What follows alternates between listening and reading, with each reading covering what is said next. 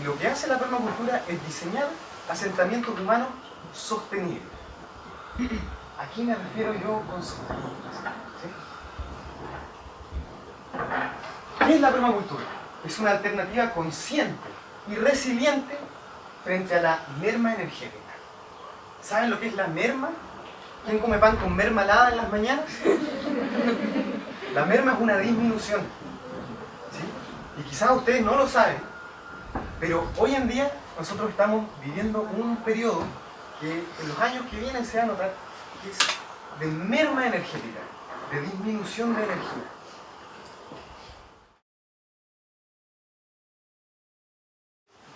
Para que sepan, todos los derivados del plástico vienen del petróleo.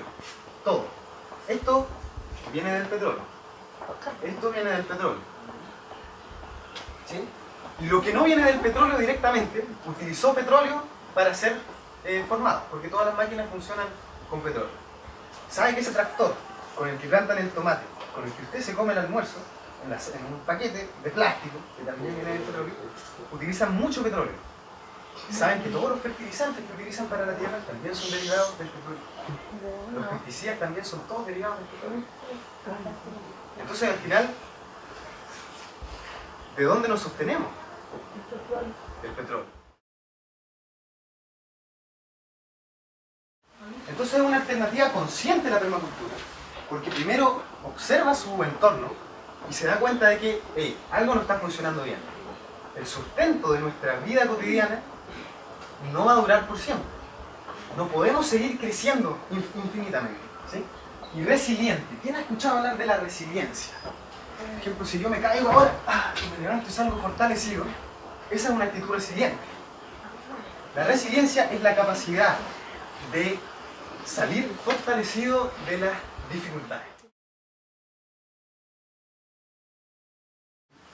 La sustentabilidad es el equilibrio que existe entre una especie, por ejemplo los seres humanos, nosotros, y los recursos del medio al cual pertenece. Por ejemplo, un conejo. Los conejos, ¿ya? Los conejos son una especie. ¿Qué consumen los conejos? Consumen pasto. O zanahoria. ¿Sí? Si hay una sobrepoblación de conejos, se va a agotar el pasto, ¿cierto? Y eso va a redundar en que se va a bajar la población de conejos con el paso del tiempo. ¿Verdad? Entonces, ¿cómo hacemos que la población de conejos sea sustentable respecto a los recursos que tiene el conejo para vivir? La naturaleza es perfecta en eso.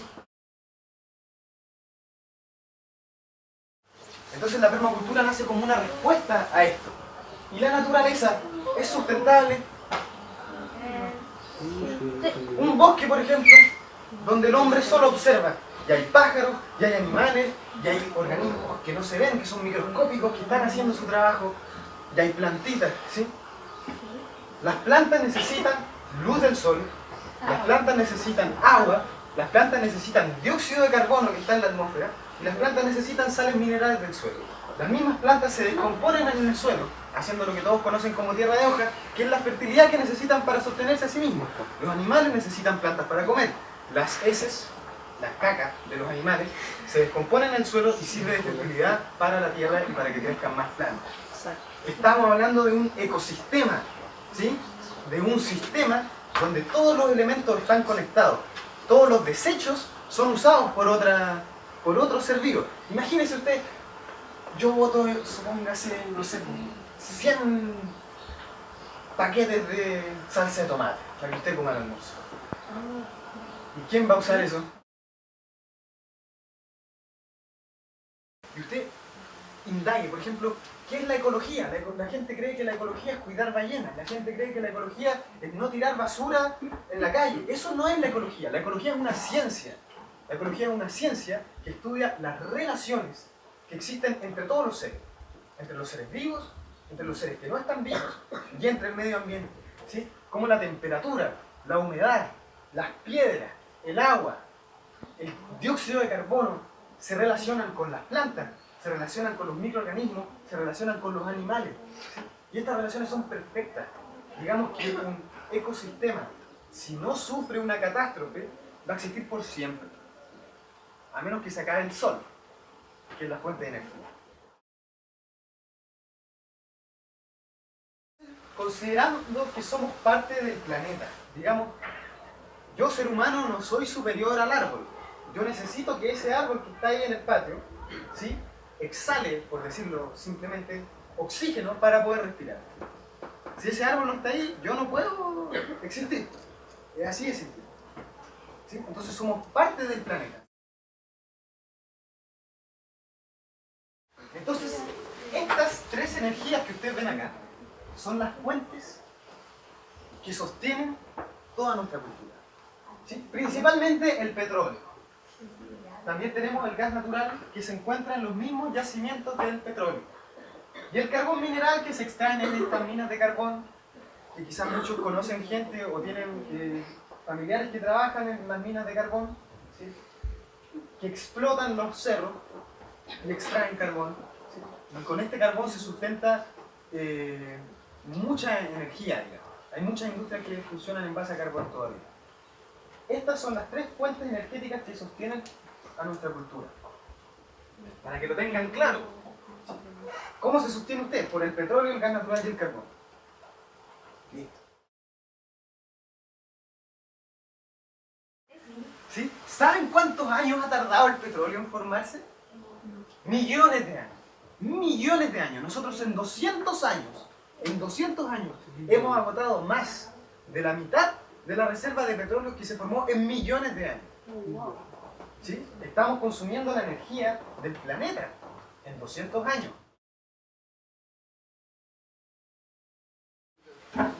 Hay un gas que es natural, que se llama CO2, CO2, dióxido de carbono.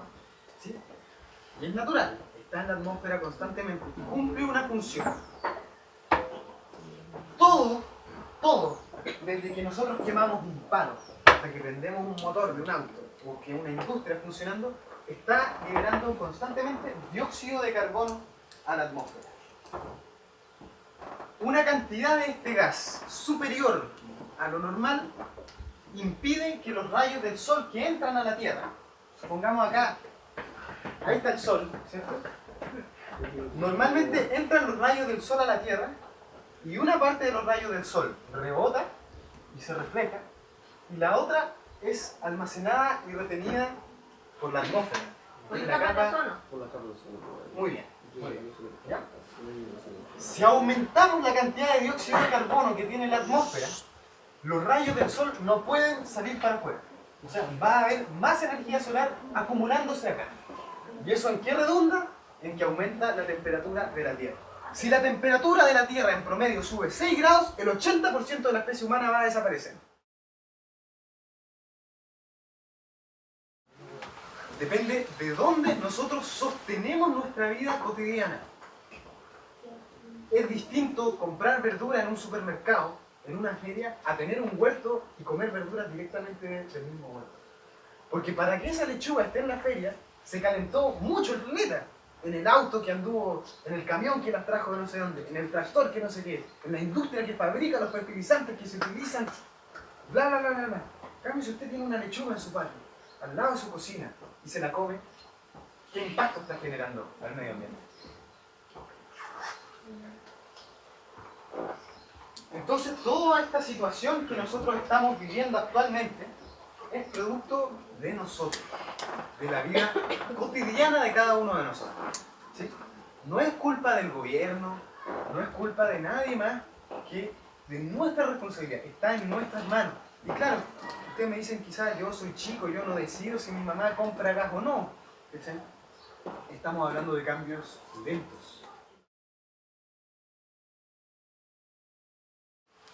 Entonces, deforestación. 50% de los bosques de todo el planeta han sido talados por nosotros.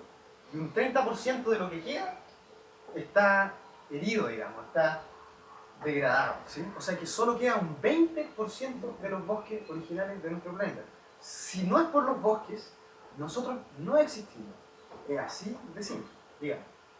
Como que están talando los árboles y como que no los vuelven a replantar. Exactamente. Por eso se están acabando Y los los árboles son los que absorben el dióxido de carbono.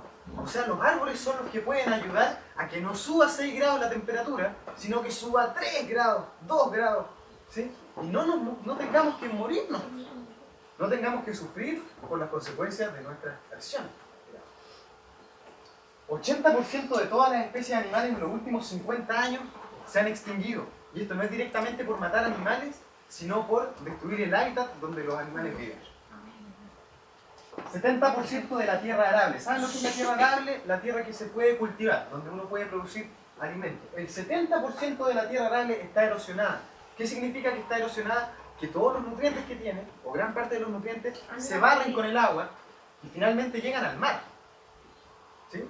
Y la fertilidad del suelo se va al mar, eso produce un desequilibrio en el mar y altera la vida del mar y produce un desequilibrio en la tierra, y esto a futuro, ¿qué vamos a hacer? Esta situación sigue aumentando constantemente y la gente sigue produciendo comida igual, sigue arando la tierra con tractor, sigue haciendo los surcos en bajada, y cuando llueve toda el agua se va.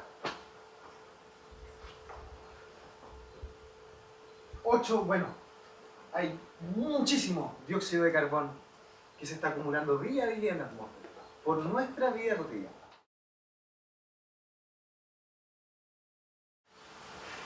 La temperatura global puede aumentar entre 1 y 6 grados más o menos. Ustedes ya saben, si sube 6 grados en promedio de la temperatura global, corremos el riesgo de extinguir el 80% de nuestra especie. ¿Sí? Solo sobreviviremos los más aptos para sobrevivir. Si lo logramos entre 2 y 3 grados, podemos sobrevivir quizás todos. ¿Sí? El mar tiene sales minerales, ¿cierto? Estas sales minerales tienen que ver con la temperatura ambiental, tienen que ver con el clima, está relacionado con todo el planeta. Está cambiando, está aumentando la salinidad en el mar. Esto puede causar más inundaciones y podría haber grandes variaciones regionales, como por ejemplo que un país quede bajo el mar.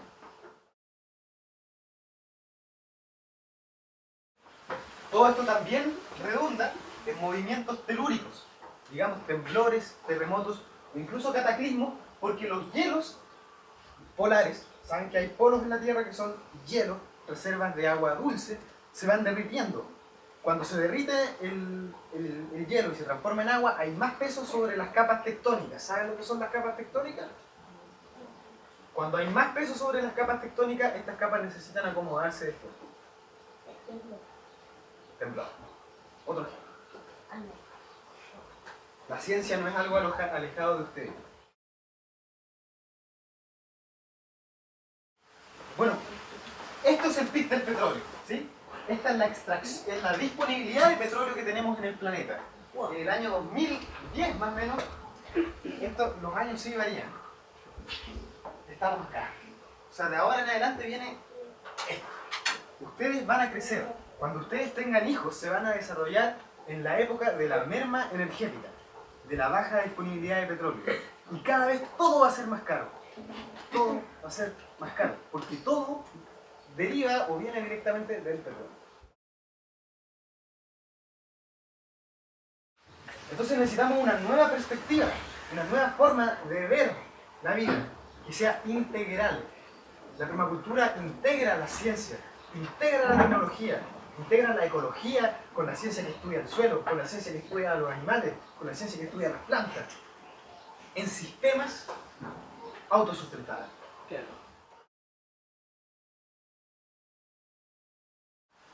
Ellos dos son los dos científicos que co-crearon la permacultura juntos. Él era alumno de él, son australianos, de Australia, chilenos de Chile, somos nosotros. Él era alumno de él y juntos crearon el concepto de permacultura buscando una manera de que la agricultura sea permanente. Entonces, si estamos hablando de una ciencia integral, no solo vamos a hablar de metas y de métodos y de tesis, hipótesis, sino que también vamos a hablar de ética. ¿Saben lo que es la ética? Si yo decido no mentir, es por ética. ¿Sí? La permacultura como base tiene una ética, que es una ética tripartita. ¿Qué quiere decir? Que son 3 éticas. La ética básica de la permacultura es cuidar a la tierra. Y de cuidar a la tierra se derivan dos otras éticas, que es cuidar a las personas, partiendo por cuidarse a uno mismo, y repartir los recursos, compartir los excedentes. Esto es el ejemplo de una permacultura funcionando, pero a escala de una parcela. Y la permacultura opera a muchas escalas, como por ejemplo agricultura orgánica, ¿sí? Producción de alimentos sin tractor, producción de alimentos sin agroquímicos, producción de alimentos sin petróleo.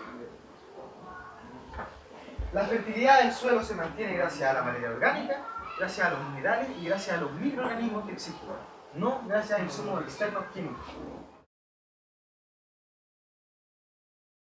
Esta es una casa que utiliza los principios de la permacultura. Tiene pasto en el techo. ¿Cuándo me han visto una casa con pasto en el techo? ¿Usted vio? ¿De qué sirve el pasto en el techo? Si tenemos pasto en el techo, cuando sea verano nuestra casa va a ser más fresca. Cuando sea invierno nuestra casa va a estar más temperada. Vamos a ahorrar plata en calefacción, vamos a ahorrar plata en ventilador, porque la casa no necesita gastar plata para mantenerse temperada. Simplemente necesita ser inteligente, usar los materiales necesarios y un diseño apropiado para que los flujos de energía que hay en el ambiente mantengan mi casa fresquita en verano y caliente en invierno. Entonces, si yo quiero hacerle un alero a mi casa, puedo ser lo suficientemente inteligente como para decir: quiero que el sol de verano que pasa más arriba no entre por la ventana, pero quiero que el sol de invierno que pasa más abajo sí entre por la ventana y me caliente una pared de barro, por ejemplo. ¿Qué sirve que una pared sea de barro? Que el barro se demora en calentarse y se demora en liberar el calor. Si durante el día el barro recibe el sol, el calor lo va a liberar en la noche donde es más fresco. Entonces va a regular la temperatura de la casa. Entonces la permacultura propone el tratamiento de la agua para la reutilización, ¿sí? Con bacterias, por ejemplo, que el agua queda limpia y puede ser utilizada para regar, o sanitarios secos, donde no se utiliza agua, ¿sí? Y uno puede orinar y uno puede defecar sin gastar 15 o 30 litros de agua, del 1% del agua que tiene el planeta que está disponible para nosotros. Entonces, nosotros podemos decidir si queremos seguir contaminando el agua día a día o si queremos tratar de cultivar una vida en donde cuidemos los recursos de la tierra. Baño seco, sin agua. ¡Qué asco! Así que solo tienen un agujero para enterrar, defecar eso. Eso le tiran, mira, queda ocurra en un recipiente. Desecho humano, que después de cada vez de ir al baño uno le puede echar o paja, o acerrín, o hojas secas, o ceniza, algún material seco que se mezcle con el estiércol humano, digamos. Cuando se acumula un cerro se calienta, puede subir a más de los 70 grados, más de los 70 grados. Los patógenos que pueden haber en los desechos se mueren, o sea, finalmente es inocuo. Y el resultado de meses y meses de descomposición es lo mismo que una tierra de hoja. La permacultura también trabaja con tecnologías apropiadas. Por ejemplo, esta es una cocina con caja de cartón, papel metálico y un vidrio. Y por reflejo del rayo del sol, de los rayos del sol, concentra el calor y puedes cocer sin consumir energía. Sin consumir gas. Este es un calefón solar con botellas de plástico. Se calienta el agua en la ducha sin consumir energía. Esto es un deshidratador solar. Podemos deshidratar frutas, verduras, incluso carne para que se conserve por varios meses sin echarse a perder, sin consumir energía, solo usando la luz del sol. Y esta es la manifestación directa, digamos, de esta ciencia. Acá tenemos el ejemplo de un diseño con permacultura. Este es un terreno, ¿sí? Acá son la topografía, digamos, acá hay pendientes. Los cultivos se ponen en la pendiente según los flujos del agua, se almacena el agua, etc. Y con mucho detalle, como para explicárselo ahora, quiero que entiendan simplemente cómo la permacultura planifica los espacios. Acá tenemos el ejemplo de una parcela diseñada con permacultura, donde tenemos la casa. Alrededor de la casa tenemos los huertos de verdura, que es lo que necesita más cuidado. Un poco más lejos tenemos el huerto frutal, que necesita menos cuidado. En otro espacio tenemos el espacio para el pastoreo de los animales. En otro lugar tenemos un sistema acuático. Si uno tiene un sistema acuático, uno puede cultivar peces para comer peces. Uno puede tener patos para comer patos. Uno puede tener plantas acuáticas. Y el lodo que hay acá, si uno lo saca con una pala, es fertilizante. ¿Qué pasa si yo suelto a las gallinas en el huerto frutal después de que coseché? Que hay mucha fruta que se está pudriendo en el piso.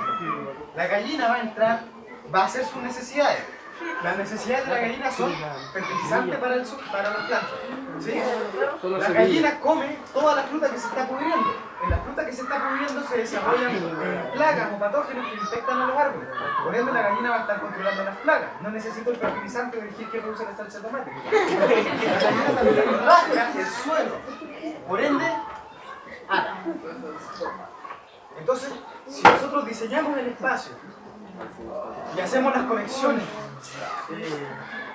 entre un elemento y otro, el sistema se va a mantener por sí mismo y no va a necesitar comprar salsa de tomate en la esquina para poder comer tallarines.